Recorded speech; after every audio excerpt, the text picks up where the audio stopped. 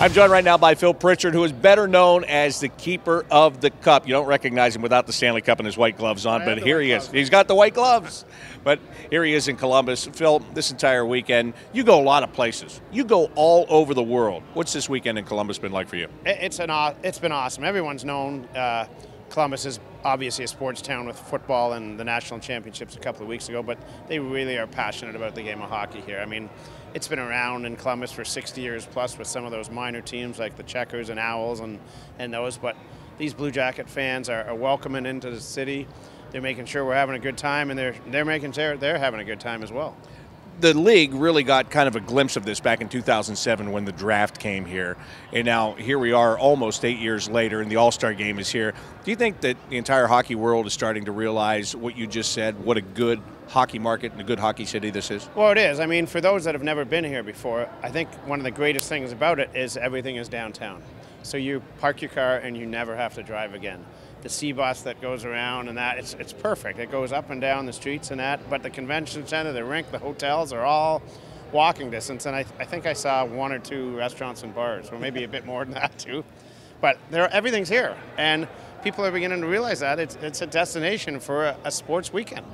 And like I said, you take the Stanley Cup all over the world, and so one thing people would like to know, of course, is where's the strangest place you've ever been? You know what? I don't know if it's strange, but it's different and unique. Pavel Datsyuk's from the Ural Mountains in Siberia, so we were up there with him when he won. We took the cup to Nagano for the Olympics in Japan. We've been to Kandahar to thank the troops overseas during the war. We've been to the Arctic Circle. We've been to Alaska with Scotty Gomez. I mean, we've been a lot of places people wouldn't think, but hockey's played in 75 countries around the world now, and anyone that picks up a stick and puts on skates wants to play in the greatest league in the world, which is the NHL. So who knows where that travel schedule will go each summer. You look at the rosters of those guys and that winning team, I mean, they deserve everything about it. But when we show up at another country and it's another day in the life of the Stanley Cup and another chapter's told. Strangest thing somebody has ever put in the cup. I guess that could go for food, drink, or even kids. Yeah, all of those have been in.